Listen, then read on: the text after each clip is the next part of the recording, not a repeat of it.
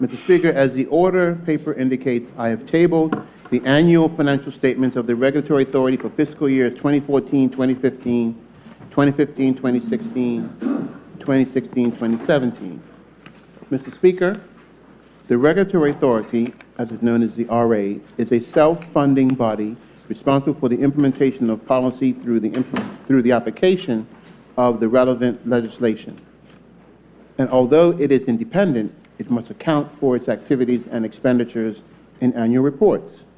According to Section 47(2) of the Regulatory Authority Act 2011, the audited annual financial statements must be laid before both houses of the legislature, and so, in order to be compliant with the law, I present these documents here today. These reports have all been audited by the Office of the Auditor General, also as required by the Regulatory Authority Act of 2011. Mr. Speaker, I wish to take this opportunity to point out some of the authority's achievements year by year in order to give some context from its inception in January 2013 until October 2016. The RA was responsible for the regulation of electronic communications sector. In October 2016, the Regulatory Authority was given the additional mandate of regulation of electricity, since which time the RA has been a dual sector regulator.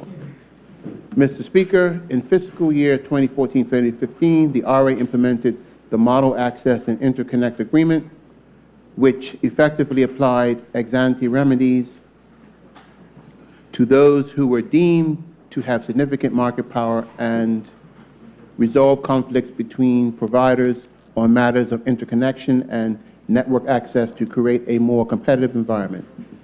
That year also saw the administrative process of consultation that led to the adoption of adjudication rules, which are the established procedures the RA follows in its decision-making process. There were also various cost reductions applied, as in the case of the local access charge and the BTC MAIA discount order. Mr. Speaker, among the highlights of fiscal year 2015-16 was the freeing up of some 700 megahertz spectrum, which allowed that band to be used for the mobile communications subsector.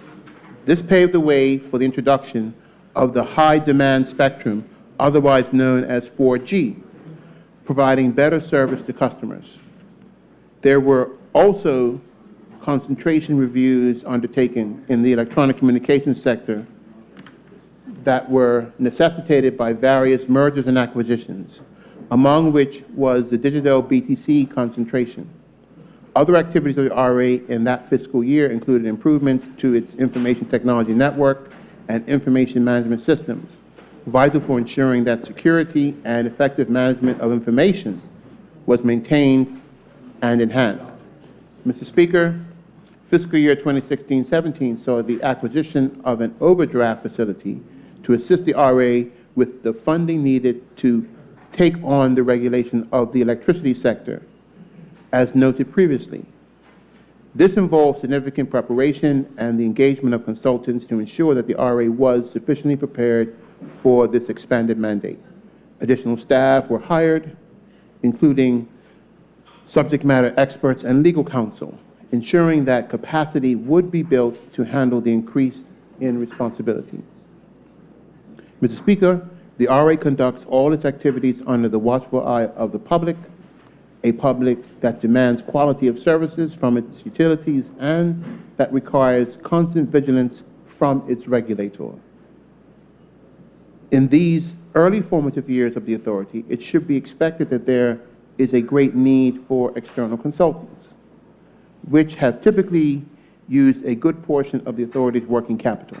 It is also expected that over time, the RA will rely less and less on these external services as they build capacity and experience within. All the details of the activities of the RA from 2014 to 2017 are found in these audited reports. Mr. Speaker, I will be remiss if I did not note another important function of the RA, which is the collecting of revenue on behalf of government. paid by the various carriers into government authorization fees.